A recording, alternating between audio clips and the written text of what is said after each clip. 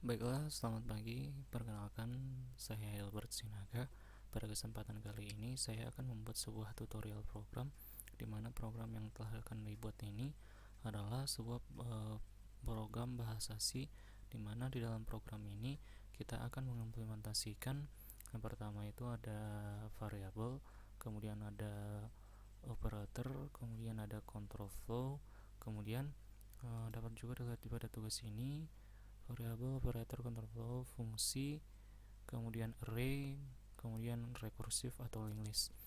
Pada tutorial minggu lalu, saya telah membuatkan sebuah program aplikasi, yaitu program aplikasi fisika dasar, di mana variabel, operator, control flow, fungsi, dan array ini sudah saya masukkan di dalam program. Dapat dilihat di sini, ini variabelnya, kemudian ada array juga, kemudian ada control flow, float do-nya, kemudian switch case.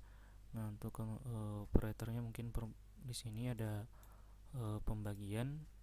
Nah, pada kesempatan kali ini saya akan membuat lagi sebuah tambahan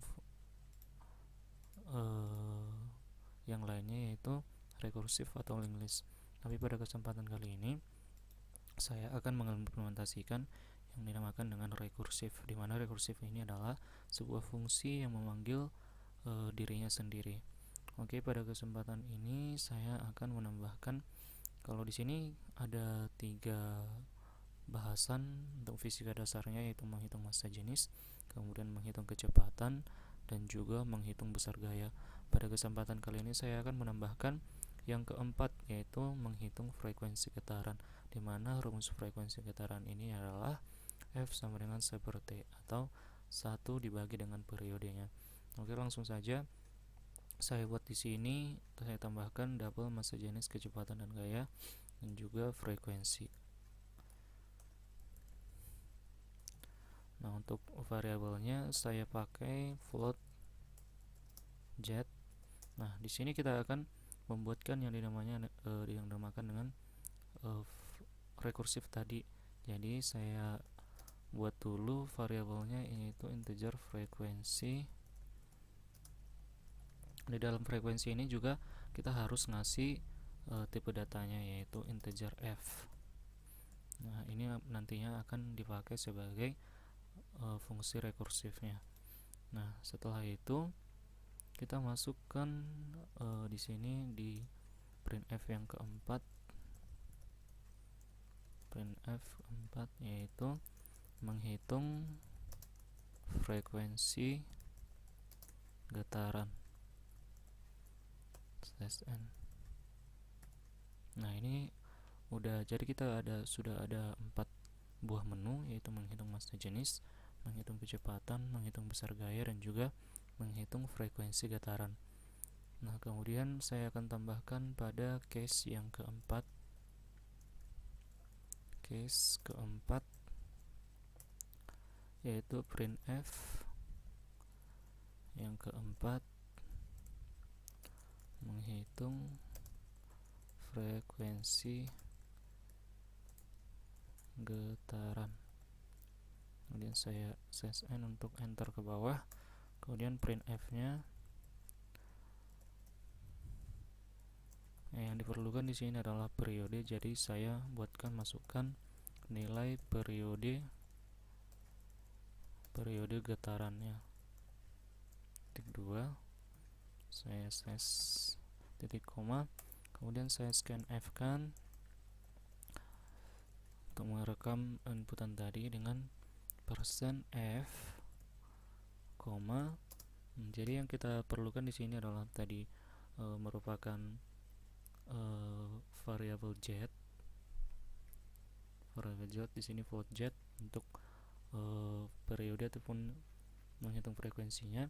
Jadi saya di sini bakal menambahkan njet, scanf, %f, dan jet. Jadi di sini kita memakai variabel jet tersebut. Nah, untuk menghitungnya, cara menghitung mendapatkan ataupun frekuensi getarannya. Jadi untuk menghitung frekuensi getaran, frekuensi ini float double dari frekuensi di sini dari deklarasi variabelnya. Jadi untuk menghitung frekuensi sama dengan, sebenarnya rumusnya adalah 1/t, karena di sini adalah variabelnya adalah Z, maka kita bikin 1/Z.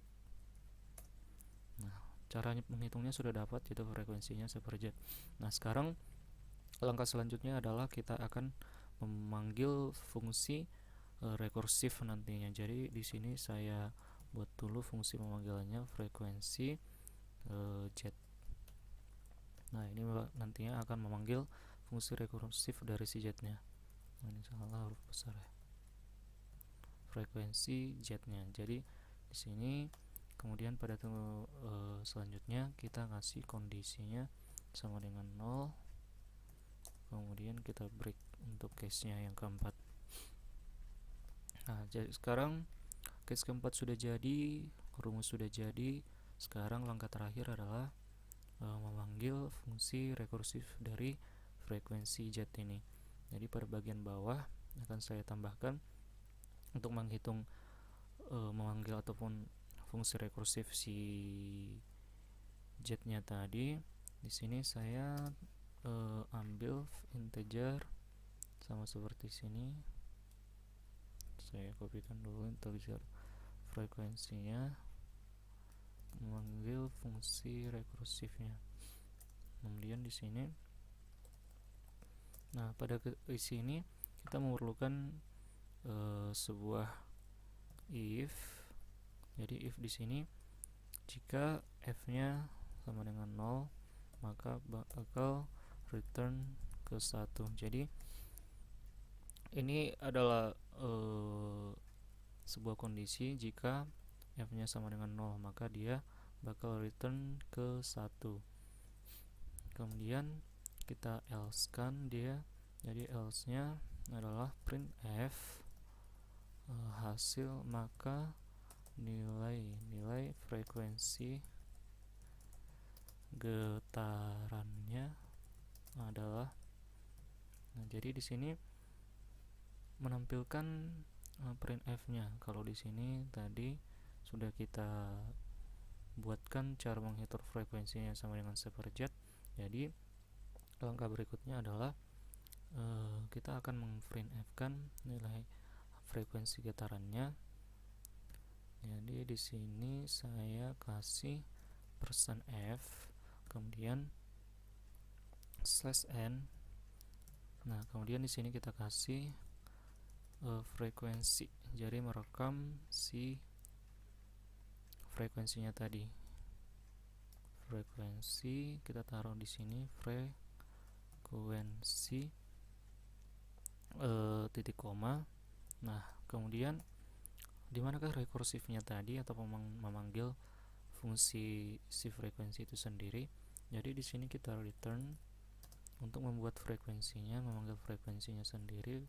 Fungsi rekursifnya yaitu frekuensi f frekuensi dikurang 2. Mengapa frekuensi f dikurang 2? Karena ini akan bakal menampilkan tampilan nilai si frekuensi itu adalah sekali.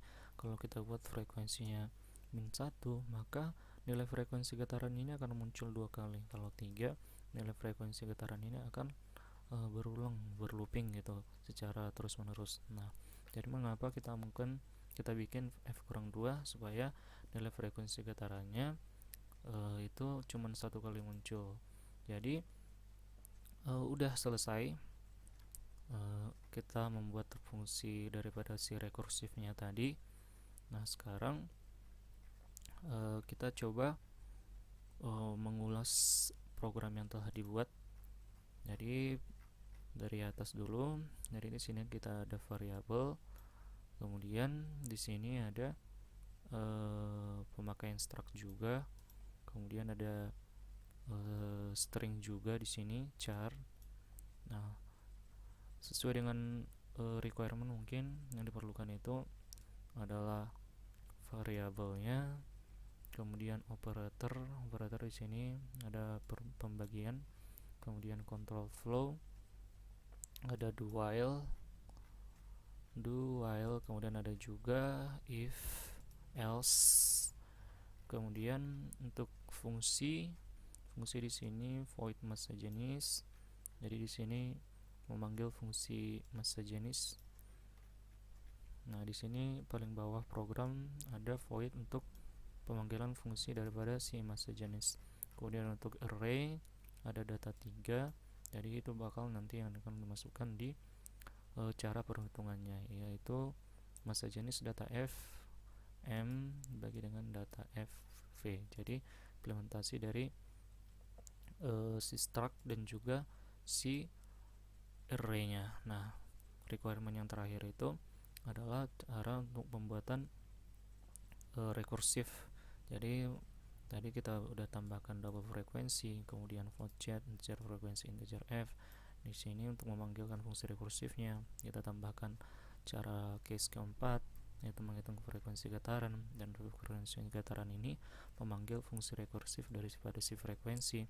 Nah, di sini adalah fungsi rekursif dari si frekuensi, di mana fungsi return frekuensi f-2 memanggil fungsi itu sendiri, yaitu frekuensi integer f. Oke, program yang sudah selesai. Sekarang coba kita debug dulu programnya. Kita compile, build success, null failed. Jadi langsung kita running aja programnya. Nah, jadi aplikasinya sudah muncul. Masukkan nama Anda, Edelbert. Oke, selamat datang Edelbert. Ini adalah pemakaian dari si stringnya tadi. Kemudian yang terakhir tadi kita tambahkan yang memiliki fungsi rekursif adalah menghitung frekuensi getaran. Jadi itu yang nomor 4. Untuk menghitung frekuensi getaran, masukkan nilai periode getaran, misalnya 2 ya periode getarannya sesuai dengan rumus. Untuk menghitung periode getaran adalah 1 dibagi seperti. Jadi nilai frekuensi getarannya adalah 1 dibagi 2, karena di sini adalah kita menggunakan variable float. Jadi 1 dibagi 2 hasilnya adalah 0,5. Jadi aplikasi sudah berjalan untuk pemakaian rekursifnya, yaitu frekuensi sama dengan seperjet. Seperjet ini adalah periode getaran. Jadi hasilnya tadi sudah kita masukkan. Nilai frekuensi getarannya adalah 0,5. Itu didapat dari seper T, yaitu 1 dibagi 2 adalah 0,5. Oke, cukup sekian mungkin tutorial ini. Semoga berguna teman, semoga berfungsi bagi teman-teman ataupun kelayak-kelayak yang ingin belajar pemrograman C, terutama yang ingin menambahkan ataupun mempelajari fungsi penerapan dari tadi variabel, kemudian ada control flow, kemudian operator, fungsi, array, dan juga yang rekursif. Nah, cukup sekian, semoga berguna. Saya cukupkan sekian dan terima kasih.